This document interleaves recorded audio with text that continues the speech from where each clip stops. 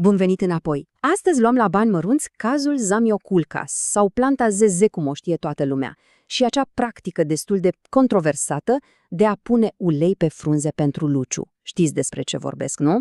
Planta asta e o prezență constantă prin mai toate birourile și casele și e de înțeles datorită frundelor ei absolut superbe, super arhitecturale. Și clar, cu toții avem dorința aia naturală să vedem acele frunze strălucind, să le facem să arate impecabil, fix ca în reviste. Dar stați un pic, pentru că în spatele acestei dorințe estetice se ascunde o poveste cu totul fascinantă despre biologie. O poveste despre cum, de multe ori, practicile super populare pot face mult mai mult rău decât bine.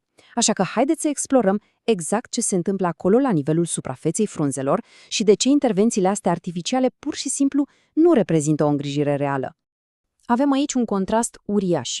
Pe de o parte ne luptăm cu inamicul invizibil, praful. Uite care e treaba. O frunză prăfuită nu e doar inestetică. Praful ăla acționează literalmente ca un zid, un ecran opac care blochează lumina aia utilă. Și fără acei fotoni vitali, planta noastră pur și simplu nu mai poate face fotosinteză la capacitate maximă. Pe de altă parte, avem soluția pe care mulți o aplică greșit, luciul cosmetic artificial. Să fim clari, aplicarea unei substanțe care lasă o teliculă uleioasă pe frunze nu este deloc îngrijire reală. De ce? Pentru că se creează un strat etanș. Frunzele respiră, da? Ele eliberează o mezeală prin niște pori microscopici, iar pelicula aia de ulei pur și simplu le sufocă. Punctul crucial aici e că singura stare cu adevărat sănătoasă pentru planta voastră este o frunză curățată natural și atât. Ok, haideți să aprofundăm aspectul ăsta și să vedem exact cum ar trebui să se desfășoare lucrurile pe bune. Nu vă trebuie deloc substanțe complicate sau tratamente din alea costisitoare. O curățare blândă, ca la carte, necesită doar două elemente fundamentale: o lavetă albă moale și apă simplă.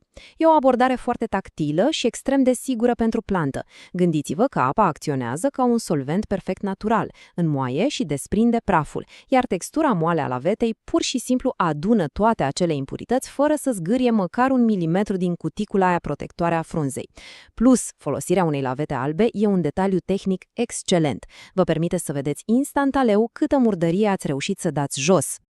Bun, acum să trecem mai departe și să vedem cum se leagă toate astea într-o procedură structurată pas cu pas. Primul pas, umezim laveta aia moale cu apă. Dar atenție, doar o umezim, nu o facem ciuciulete, da? Nu vrem să curgă apa din ea. Pasul 2 este absolut critic. Susțineți pețiolul. Pețiolul este axul ăla central de care sunt prinse frunzulițele numite foliole. Dacă trageți orbește de frunză în timp ce curățați, aveți riscul major să o rupeți sau să-i fisurați structura. Așa că oferiți un suport ferm cu o mână, în timp ce cu cealaltă faceți pasul 3, ștergerea delicată a foliolelor. Tensiunea se distribuie uniform, așa. Și în cele din urmă, pasul 4. Partea asta transformă toată rutina într-un control medical esențial. Inspectați foarte atent axilele, știți voi, juncțiunile alea mici unde frunza se prinde de tulpină și uitați-vă neapărat pe partea inferioară a frunzelor. Acolo sunt ascunzătoarele preferate ale dăunătorilor, iar dacă îi descoperiți din timp, practic v-ați salvat planta. Acum, o alternativă pur și simplu excelentă la ștergerea manuală, mai ales dacă aveți niște exemplare de dimensiuni uriașe, este un duș cu apă călduță. Folosiți un jet foarte, foarte blând și, practic, simulați ploile naturale din mediul de unde provine planta. Chestia asta curăță impecabil tot praful dintr-o singură mișcare.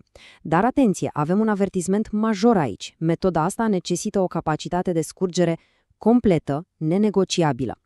Planta zeze își stochează apa în structuri subterane, în niște rizomi care seamănă cu cartofii. Ei bine, dacă apa de la duș stagnează acolo și solul rămâne îmbibat, cartofii ăia vor putrezi cu o viteză de o să vă speriați. Excesul de apă trebuie să aibă pe unde să se scurgă rapid și total.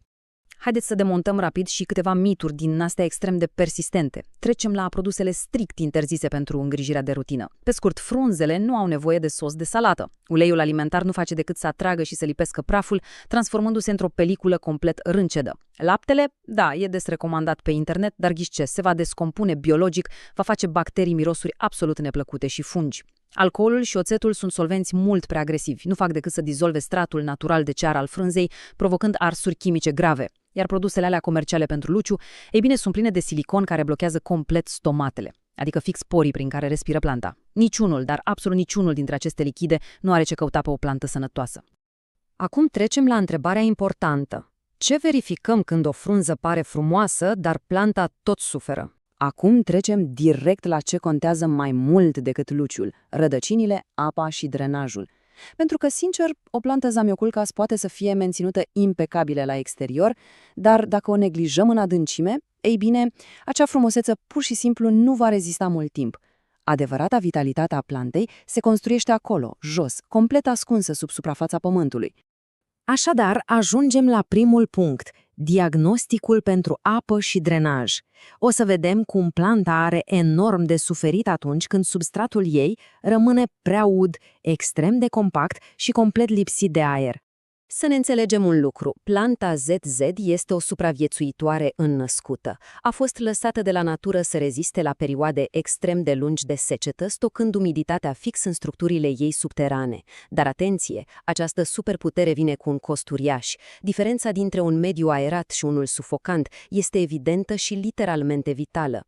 Într-un substrat cu adevărat poros, apa trece rapid prin sistem, lăsând în urmă goluri pline de oxigen pe care rădăcinile îl absorb imediat. Așa se menține acei rizomi fermi și viguroși. Dar la polul opus avem realitatea dură și periculoasă a unui sol compact. Imaginați-vă că el acționează ca un burete plin ochi, care reține omezeala pe termen lung și sufocă fizic sistemul radicular. Punctul critic este acesta. O rădăcină privată de aer, care stă înconjurată de o apă stagnantă, va începe inevitabil să putrezească. Sistemul ei cedează, pentru că nu mai are capacitatea să proceseze acel exces. Trecem la punctul numărul 2, semnele unui substrat îmbibat. Cum ne dăm seama că planta noastră, practic, se îneacă?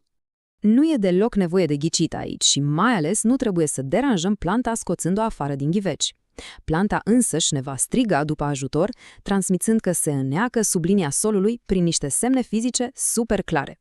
Lista aceasta de avertizare este de fapt un instrument excelent de diagnosticare direct acasă. Cel mai simplu test posibil, ridicarea ghiveciului. Dacă e mereu incredibil de greu, înseamnă că solul nu se usucă și reține prea multă apă.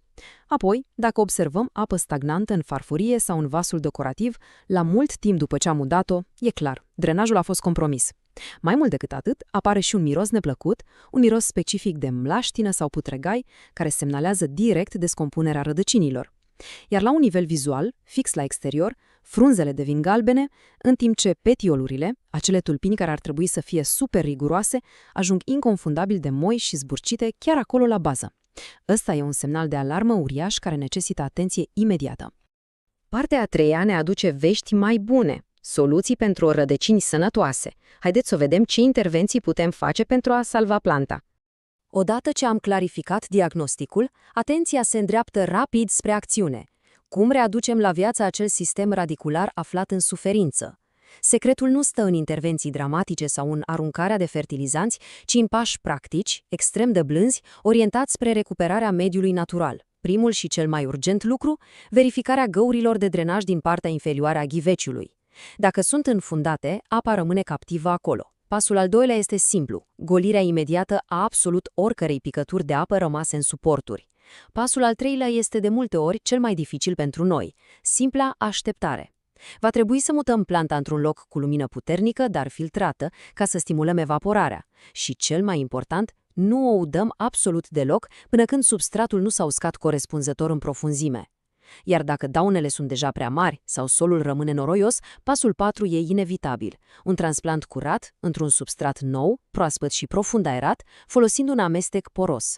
Aici aș vrea să ne oprim o secundă, pentru că discutăm despre una dintre cele mai mari capcane din îngrijirea plantelor și o greșeală pe care o vedem incredibil de des.